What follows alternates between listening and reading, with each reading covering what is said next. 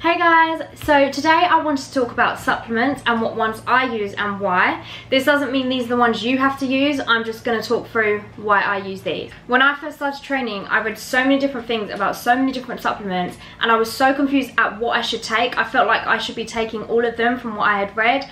There's so much stuff out there. You've got your protein, your BCAAs, your aminos, your magnesium, your zinc, your fish oils, your creatine. There was just so much stuff and it was kind of overwhelming. I wasn't sure what to do. I felt really worried that, oh, if I don't take that, does that mean I'm not going to see the progress that I want? Am I not going to get as good results if I'm not on this? But yeah, so I just wanted to speak about what I take, what I have taken, and hopefully it'll be of use. The thing that I have always used and will always use is protein powder. I always get whey isolate, and this is because it has really good macros for what it is. So for girls who literally just want protein, you don't want a mass gainer, you don't want to put on loads of weight, you just want it to help your muscles, go for the whey isolate. Sometimes it'll be called like diet whey, lean whey, that sort of thing. That's just, you know, to get you in, but it's all going to be the same thing.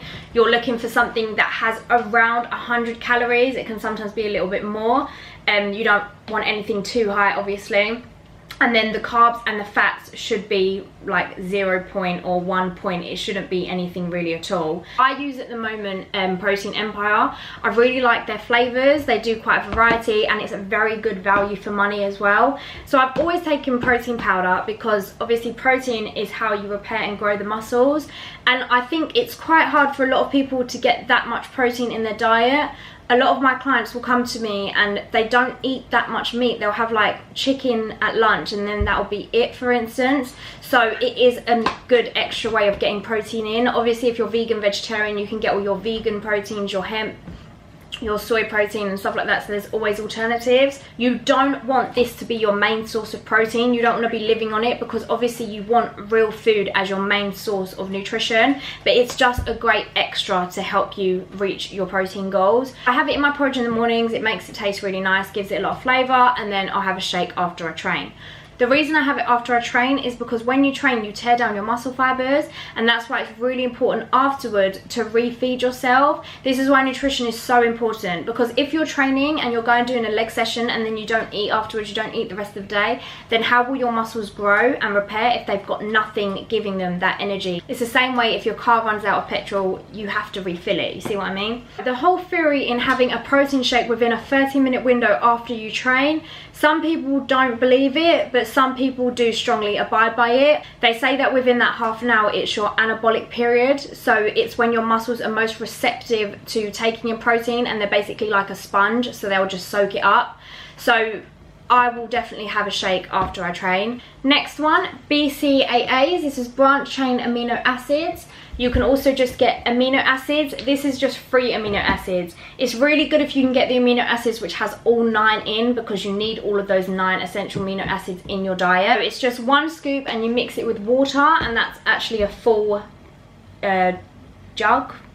What's it called? Cup? Full shaker, bottle, whatever, of water.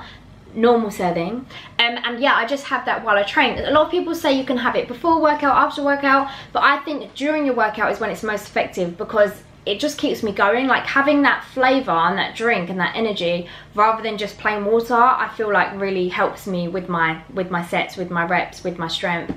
So I strongly recommend BCAAs. You can also mix it with like yogurt and things like that. That's what I do. It's one of my favorite snacks is total yogurt with aminos, because it tastes like petit flu. It's really nice.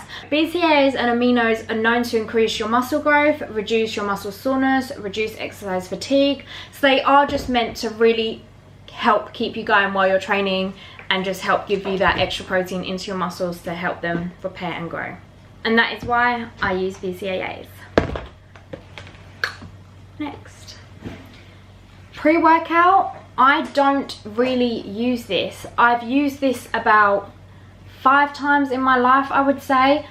This is because I don't like having to rely on something else for my energy. However, recently I've used this. So I've used this 2 times recently, and I have found that it does help. So I did a leg session a few days ago and I had pre-workout before, and my weights were a lot heavier, not a lot heavier, but they were heavier than they would normally be, and I just felt like it did give me more energy to train and push a little bit harder. So that is why people say to have it. It is literally a lot of caffeine, that's how you get your energy, but it has loads of other stuff in it as well.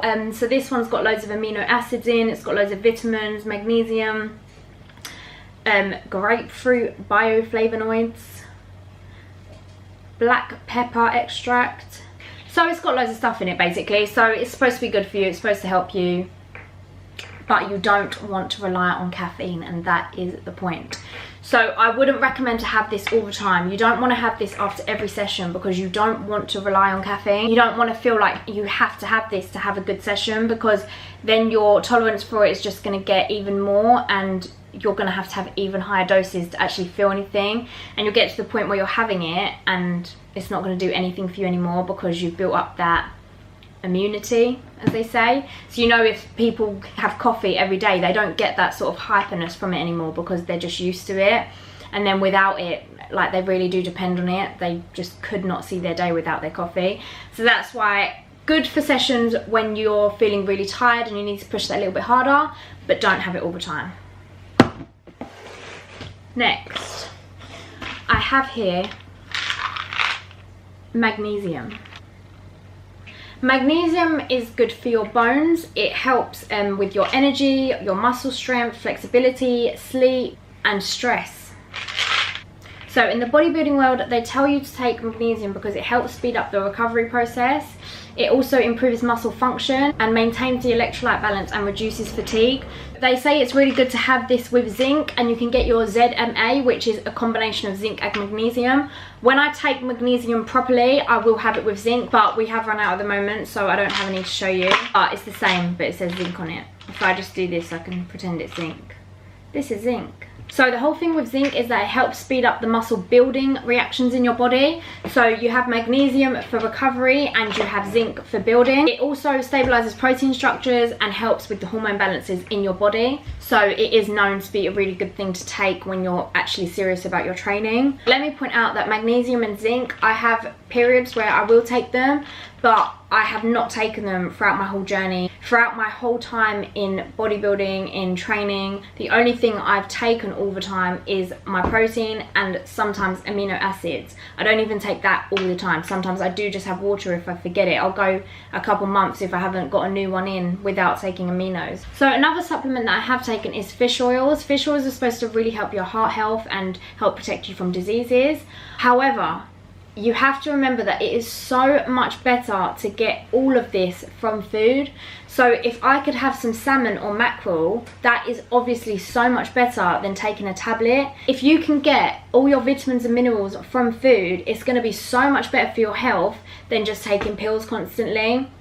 So before turning to supplements, really think about your diet. So think about what you're having. If you need more iron, have more spinach, have more steak. So I have so many people come to me and tell me how they're always tired, they're always fatigued, just never have any energy, and then they'll go to the doctors and the doctors will confirm that they have an iron deficiency, and then they'll just start taking all these iron tablets, and then you look at their diet, you say, hold on, what are you eating? And their diet is awful. They're either having really low calories, or they're just eating processed foods, they're just eating rubbish, they're not getting any vegetables, any fibre, anything that's high in iron, like your spinach, your broccoli, your steak, they don't eat it. So of course you're gonna have an iron deficiency.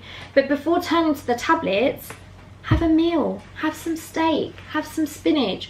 So you're better off looking up what foods contain the things that you need. So if you need more iron, have more spinach. If you need more fish oils, have more salmon, have more mackerel, add some chia seeds to your porridge in the mornings.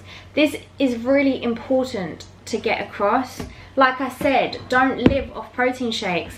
Have some meat, have some beans, some lentils. So that is the main thing that I wanted to get across today, is just how important it is to have proper nutrition and proper meals, as well as your supplements. These are called supplements for a reason. Yeah, they supplement your diet. They are not your diet. So to conclude all my points, You don't have to have supplements to make gains, to make progress, to get to how you want to be. I have trained for numerous months, numerous years without taking anything, and I've still seen progress. I've still got to where I want to be. So these are not like a must have, you know, these are just extras to help you. And of course, the main point is get what you can from food first. Rely on your food and not pills. Have good meals, have good nutrition, make sure you have a balanced diet, you're eating loads of greens, complex carbs, protein, and that you're really getting what you need from the food first. And then anything extra that you need, you can turn to supplements. But yes, that is my point. I don't know how much I would have spoken or rambled on. I've probably repeated myself, but that's all I have to say. Again, thank you for watching. I hope it has been useful, and if you have any other questions, then please just drop them in the comments below or message me on Instagram. Thank you. Bye.